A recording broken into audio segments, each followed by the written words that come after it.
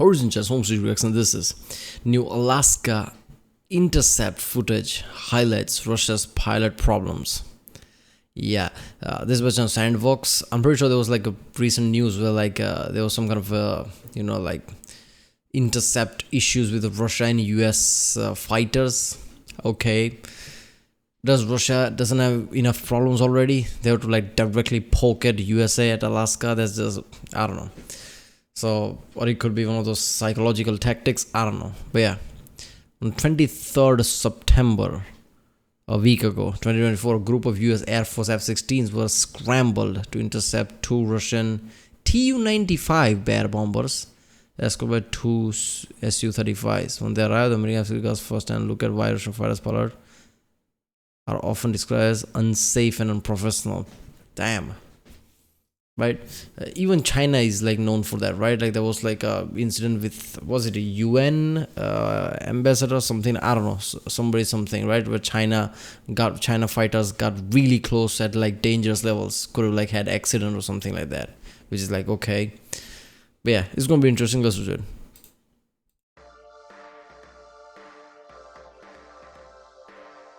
The truth is, American and Russian military aircraft intercept each other really just about all the time, in places all over the world, as each respective nation's tactical aircraft conduct exercises just near the sovereign territory of the other. But the biggest difference you can expect out of Russian and American aviators in these interactions can be best summed up in a single word, and that's professionalism. You see, American fighter pilots train extensively for these intercepts and take them very seriously. I understand all that, but imagine like really look at from outside. Let's say you're an alien and you're looking this. Or you're going to threaten each other with professionalism.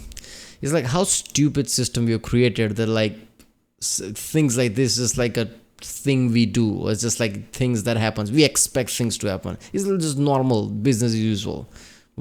Two countries like flexing at each other, fighter jets and everything. That just happens. The last thing an American pilot wants is for their actions to cause an international incident that could snowball into war with another nuclear power.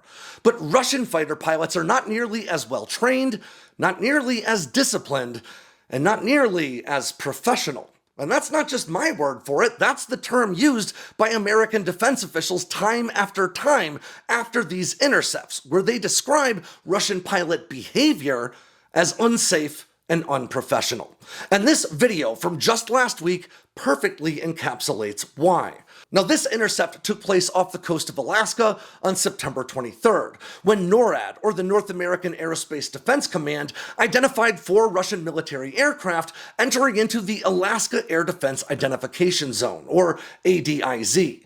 Now, it's important to note that the Air Defense Identification Zone is not American territory. It's a buffer, if you will, where any nation... Yeah, basically where America says like this is the areas we're gonna like monitor because it's too close to us, even though like it's really big area in Pacific, and I'm pretty sure it's not recognized by anybody. It's just America like, okay, if you come to this place, we're gonna intercept you type of way.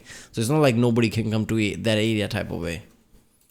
Aircraft entering into this area without announcing themselves well ahead of time would see American and likely Canadian fighters scrambled to intercept and identify them before they got close enough to pose a threat to America or Canada, for that matter. And that's exactly what happened on the 23rd, with 4 U.S. Air Force F-16Cs and an undisclosed reconnaissance aircraft scrambled to go intercept and escort these Russian aircraft.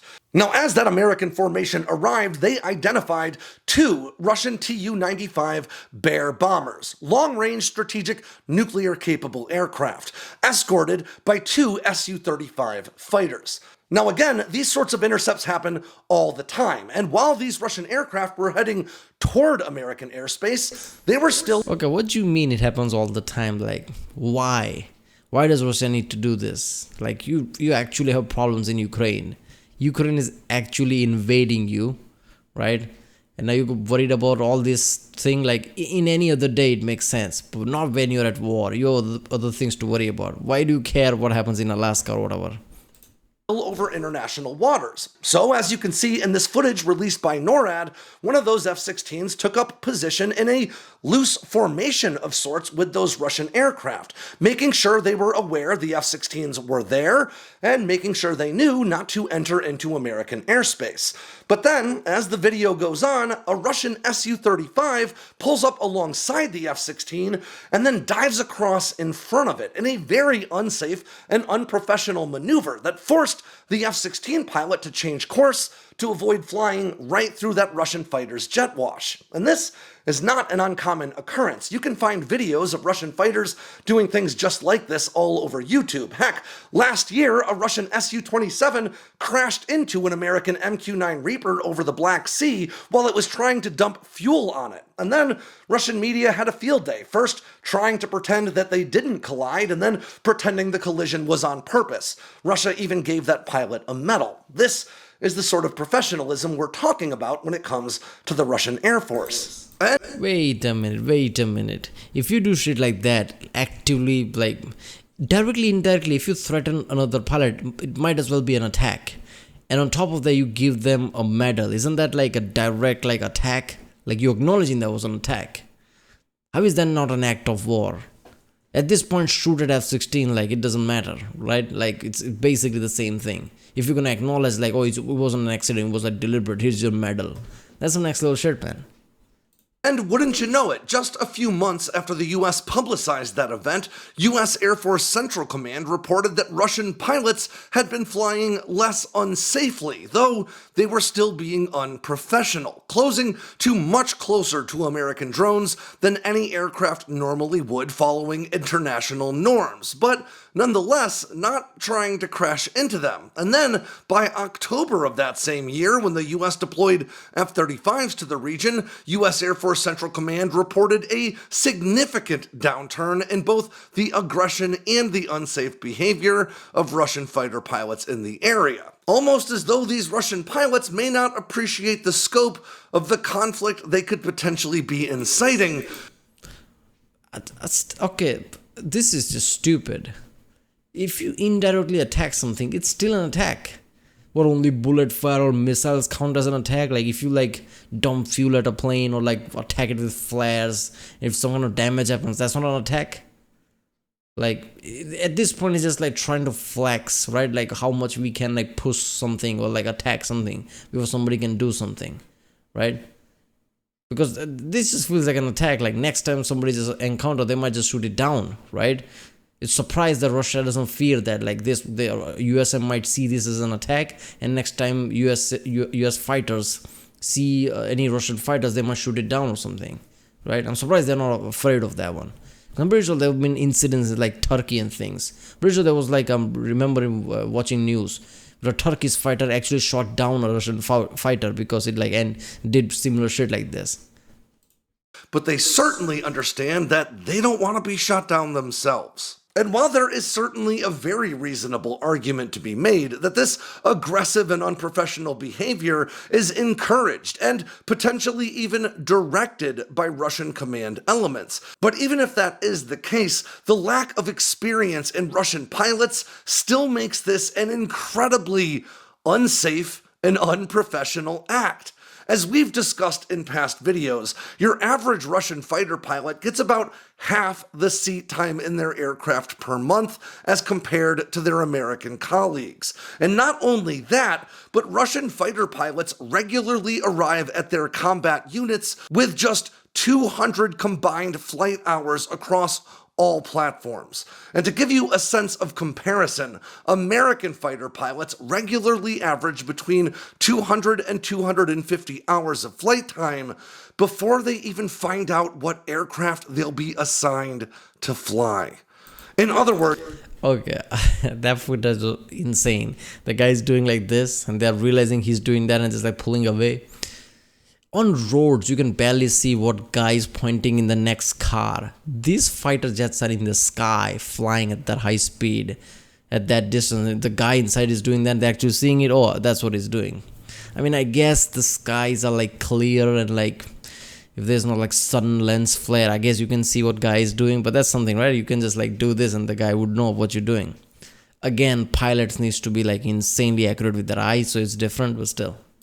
These aggressive maneuvers are not being performed by aviation experts, pilots who know their platforms inside and out and are certain that nothing bad is going to happen. This is not the behavior of a Formula One race car driver, it's the behavior of a 20-year-old in his dad's Mustang who blows by you on the highway and then throws on his hazard flashers to suggest that he won a race nobody else was participating in. And while I'd be the first one to tell you that I'd love to see American fighter pilots flex a little muscle and even show off a bit during these intercepts, I recognize that the stakes are simply too high, especially in the midst of an ongoing war in Ukraine and the Russian government regularly threatening nuclear war against Come on, man. Like, this is the problem I see from US and other major powers, not just US, right? What if this causes war? What if this causes war? And they always pull back, and the aggressor becomes more and more aggressive. When it times the right, you need to show force. Like, okay, we are not some weak ass person who you can just bully around type of way, right? Because if you don't do that, like, they'll just try to keep pushing the boundaries. Like, how far can we go? And they'll just basically go, right? Like I said, in the start of the Ukraine war, US and everybody just knew, like, okay, Russia's about to invade Ukraine because all the signs were there, like all the hospitals shit. If US was like, US and like allies were, like NATO was more aggressive and could have just like on like, I don't know, like military training or some shit, just put their troops on the border, Russia would never, attacked, because at that point they would be attacking NATO. Doesn't matter if it's not NATO country or not, it's NATO troops. Some shit like that, some political play like that. They could have done that, right? In World War II, right? Before Germany started to become more and more aggressive, everybody around the world, oh, it's going to be fine. Oh, it's probably nothing. Oh, it's just some small country they invaded. It's just small something they did before it became too much. And now, oh, by the way, France is like invaded now and France surrendered. Things escalate really fast. So when times come, you really, like I said, Turkey, right? Turkey shot down that Russian fighter when they were in the similar situation because they were in their space. And it was like a dangerous situation like this. I'm pretty sure like Turkey's fighter just shot it down, like, okay, that type of way. So, major power like China, USA, even India, right? In India and China conflict, right? When time come, India really shows force like that in Himalayas and things, so things don't get escalate. Because China is another country who's just like try to push boundaries. Let's see how far we can go and how far they're gonna let you go type of way.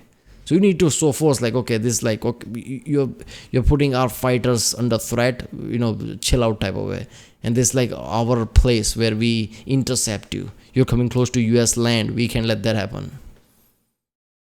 the West. And that's why these interactions are characterized as not just unsafe, but unprofessional. Because actual professional military aviators understand that there's a whole lot more on the line during these intercepts than their own ego and bragging rights. And Russian fighter pilots still don't seem to understand that. Then maybe they never will, at least until one of these maneuvers goes wrong and they actually collide with an American aircraft with a crew on board, creating an international incident that could lead to conflict. And at that point, well, Russia will jump straight to the find out phase of their air power learning exercise. Yeah, that is so true. Seriously, man, I still don't understand why Russia needs to do this.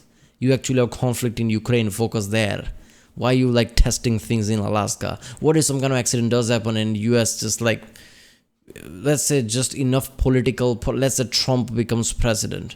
Trump is aggressive and somebody in like Trump or somebody in that position just need an excuse. Oh, by the way, that's the excuse. By the way, we are at war and just want to flex. See, I'm the president who does war type of way. Russia is basically screwed at that point because now like US is directly entering the conflict because you fuck around or basically places like this, Alaska or something, and one of your fighters fucked up and actually like technically attacked US fighter. Why are you trying to risk that? I don't understand that. You have conflict in Ukraine, focus there. Why are you messing around Alaska? It doesn't make sense to me, right? This could be like one of those instances where like I guess Kremlin and Moscow doesn't know what is happening, and like whoever people is in charge of that in near Alaska is just doing their own thing. Even Moscow's like, what did you did? I'm pretty sure that must be the case because they're like focused on Ukraine right now. Why would you do that? Alright, well, that was new Alaska intercept footage highlights Russia's pilot program by sandboxx. If you like my reaction, don't forget to subscribe, and I'll see you next time.